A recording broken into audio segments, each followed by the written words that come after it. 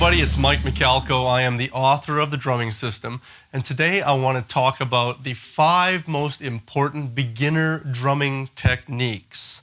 And this comes from, brand new students coming in saying, where do I start? What do I got to do? And so let me tell you, okay? The first thing, and believe it or not, is the most important part about drumming, is how to properly hold the drumstick. I've mentioned before in some of my other DVDs that I held the sticks wrong for about 10 years, and I don't want to see anybody ever do that, because doing something wrong for 10 years is just not a good thing. So let's get started right off the bat with how to hold the stick properly. So break this down as quick as I can. I'm just going to sit on that one. Okay, so the first thing we're going to do, I'm going to put the stick down, okay? I'm going to take my hand, put it out like I'm going to shake somebody's hand, okay? I'm going to make a gun with it, point it at you. Don't worry, it's not loaded. Okay, now from my wrist, I'm going to turn it to my left. Now I'm going to lay the gun barrel down just above the pad, okay? Now I'm going to take my stick. Now in the first joint of my finger, man, I need some hand cream. These fingers are pretty dry. That's okay. It's cold outside right now. I'm going to bend the barrel of the gun a little bit so I can actually get the drumstick kind of resting in there, okay? There it is. Got it? Okay, now what I'm going to do next is I'm going to pull my hand back a little bit towards me, and I'm going to push the stick forward so that the tip rests on the practice pad, okay? Now, what I want to do next is I want to find the spot of the drumstick called the balance point, where the drumstick is going to rebound the best for me. Notice how I'm just pushing back, pushing down on the back of the drumstick here, because if I'm too far forward, it's not going to happen. If I'm way too far back, I'm not going to get very much rebound. So you find that sweet spot of the drumstick where it wants to rebound for you. Haven't found it yet. There it is. Okay, so it's a pretty good spot right around there. You'll know every drumstick has one. It just takes a few seconds to search for it. Now I'm going to take my thumb and secure the stick in my hand, but I'm not going to push down with the edge of my thumb. I'm just going to simply rest my thumb on top above the index finger. So now what I want to do is I want to lift my hand up like this. Okay. Now I want the back of the stick to hit me in the pad, the soft pad of my hand here, because that's also known as the shock absorber. Okay, and the shock absorber is great because when I'm starting to hit the drums really hard, all the energy and shock that's going through the stick, I don't want it to hit anywhere else but in the softest part of my hand. So that's a good place for the back of the stick to hit us, not here, right there. Okay. Now what I'm going to do next is take my back fingers and I'm going to gently wrap them around the stick like this. I'm not going to clench the stick, okay? I'm just going to secure the stick in my hand. So oddly enough, it's a pretty loose grip, but tight enough that the stick's not going to go flying out of my hands, okay? So it's a problem that I haven't dealt with in a long time since I actually learned how to hold the sticks properly after 10 years of doing it wrong. So at this point, you look around, you can see there's a gap here. I don't want to close off that gap because that's too tight. I want to keep it quite open and relaxed. I should be able to actually take a drumstick and shove it right through there that's how I play. So that's huge. You guys got to know that. And if it feels kind of awkward at first, it's okay because the thing is, it feels very loose and relaxed in our hand, but that is the real secret to great technique, is the world's best drummers know what I'm talking about because you now have the fluidity and the freedom for the stick to do way more work, and our hands aren't doing so much the work. The drumstick is doing the work. So when I say that I held the stick wrong for 10 years, it was because I was clenching it like a baseball bat or like a golf club. I really had to relax it. So you can see how the back of the stick is hitting me in the shock absorber.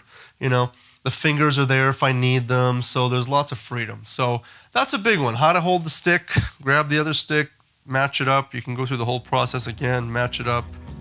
Away you go. That's how you hold the sticks.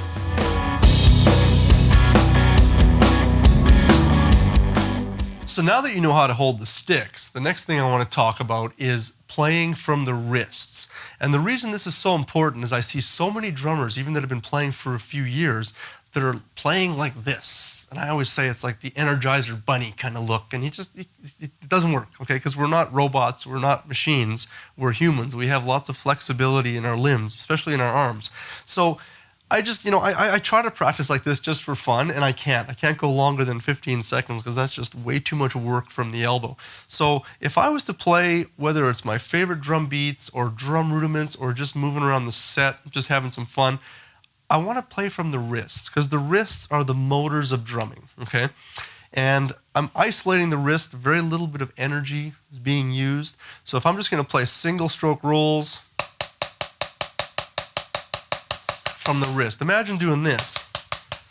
Like that just is going to get so tiring so quickly. So if I'm just playing from the wrists, I can be very relaxed. Let the sticks do the work. Let the drum head or the pad do the work.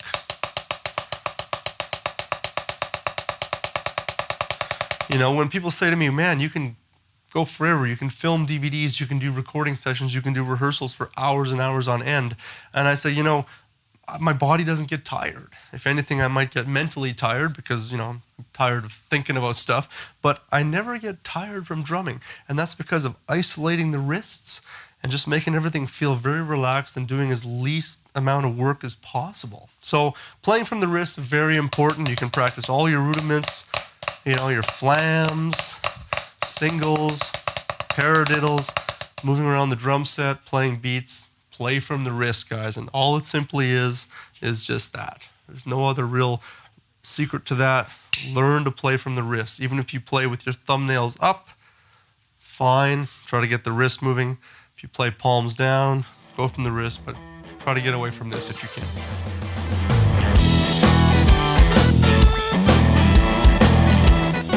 The next thing I want to talk about is something called a medium full stroke roll. Also known as a half stroke roll for some people. The medium full stroke is a 45-degree angle to the drum, okay? So you're going to get a medium volume. You're playing not fully up like this and you're not down close to the pad. You're playing about a 45-degree angle. Now, whether you play with French grip, okay, whether you play with Germanic grip, American grip, it doesn't matter. Traditional grip, doesn't matter. But the main thing is to try to keep your stick heights as consistent as possible. And you can practice a single stroke roll by focusing on the tips of the sticks.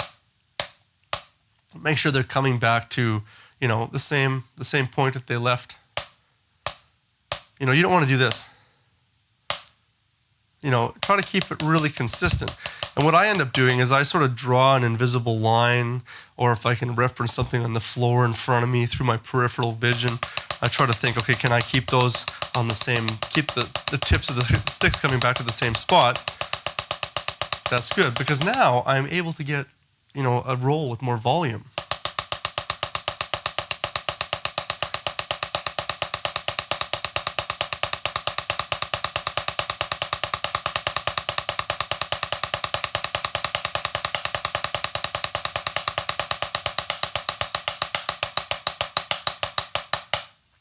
It ends up being a really great workout for you guys because you're bringing the sticks up, a good 45-degree angle to the drum. So practice your medium full stroke rolls, like I said, also known as a half stroke roll, and you'll be amazed at how much quicker you can get around the drums with more volume.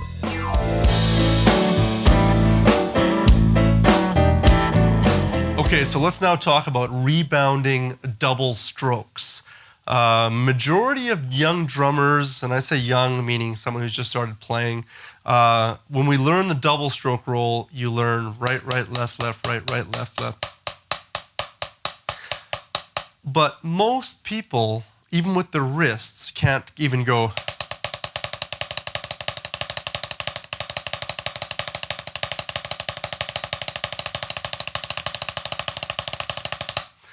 I practiced that a lot just so I could do rolls on a floor tom, but I also play hand percussion, which is all wrists, so my wrists are pretty developed. But if we want to get really, really great fast double stroke rolls, we have to learn to start rebounding the stick, okay? So as I mentioned in the section on how to hold the sticks, you want to make sure you've got that balance point where the stick is going to rebound for you, okay? So the biggest thing is when I drop the stick down, I don't want to be too tight, because if I'm too tight, the stick just dies. And I don't want to be too loose, because the stick is going to sort of flop around like a fish out of water. So I have to learn to control the drumstick. So when I do drop the stick, it gives me one extra note following. Notice that? Once again, can't be too tight, can't be too loose. So you got to find that real nice happy grip. We call it the happy grip, okay? In each hand to learn to start rebounding the stick. And don't be afraid. I see people kind of going, like, try not to play that second note. Trust your instinct. You'll be amazed. It's like a basketball. Throw a basketball down and leave your hand flat. What happens? It bounces again. You know, you grab the ball, it stops. Don't grab the ball, don't grab the stick. You know, just let it bounce. Let it be natural. The way I demonstrate this is look what the stick wants to do. I mean, it wants to keep going. If I'm in that proper balance point, it's going to bounce until it stops. If I get it out of there after 2 and learn to control that in my grip, look at my arms. 1, 1, 1, 1, 1, 1. But I'm getting 2 strokes, right? So I'm thinking right, left, right, left, right, left. But in turn, I'm getting double, double, double, double, double, double, double, double. So it takes a little bit of practice, but you'll be amazed at how quickly this comes. I see most of my students get this in about 10 minutes.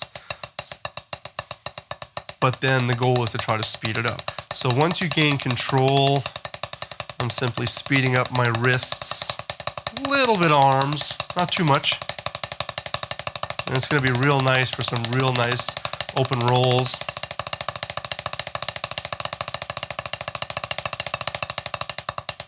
So that's a huge bonus, is to be able to rebound that double stroke roll.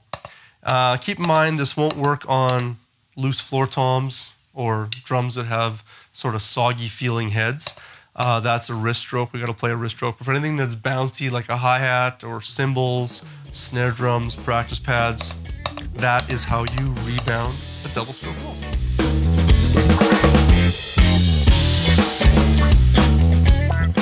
So now that you have a better understanding of all these techniques we've been talking about, I want to show you one last great exercise that I like to use for myself and for all my students at home.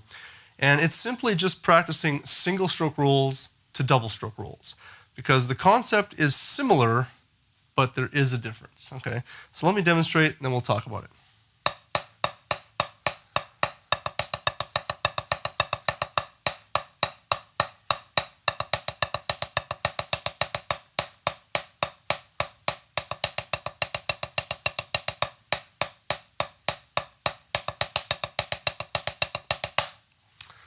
Okay, so if any of you noticed, you may have noticed that my wrists weren't really changing between the singles and the doubles. And I was allowing those singles to rebound into a double when I played the double stroke roll. So let me kind of break this down for you. It's a little tricky to do it too slow because I don't want to lose the rhythm, but watch this.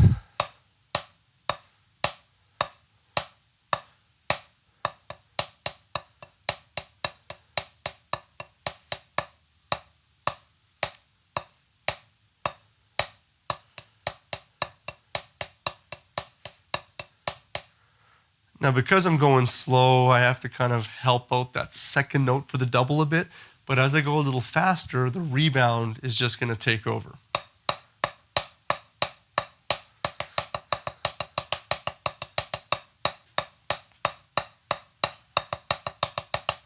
A little quicker.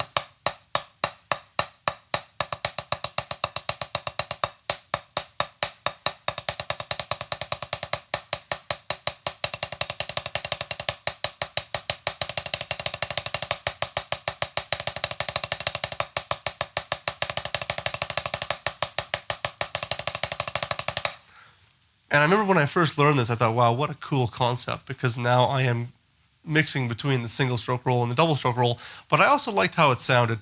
And there was some really neat things that I could start doing around the drums, exploring stuff on the snare drum, of course, and even going to some of my tighter toms, like the small tom and the little 8-inch tom and any other concert toms that I had and things like that to use this concept. Cool stuff on the hi-hat too. I started playing like ticka, ticka, ticka, ticka, ticka, ticka, ticka, ticka.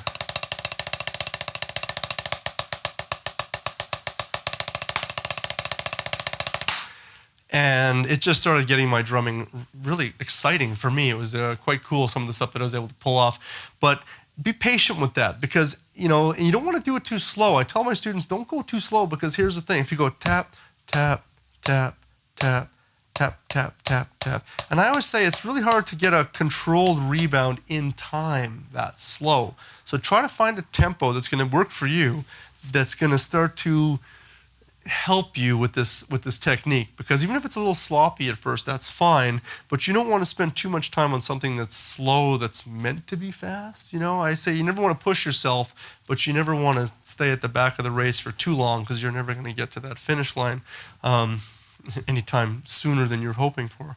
So that's another great exercise. So practice that one, guys, and you'll see exactly how much fun that can be around the drums. So thanks for hanging out with me. I really appreciate that. My name is Mike Michalko. I'm the author of The Drumming System, and you can click on the link below to find out exactly what the drumming system is. It's a lesson packed full of everything you may possibly want to learn on the drums. If you want to see my face on your TV at home all the time, we can hang out and talk drums from now till eternity. See you soon.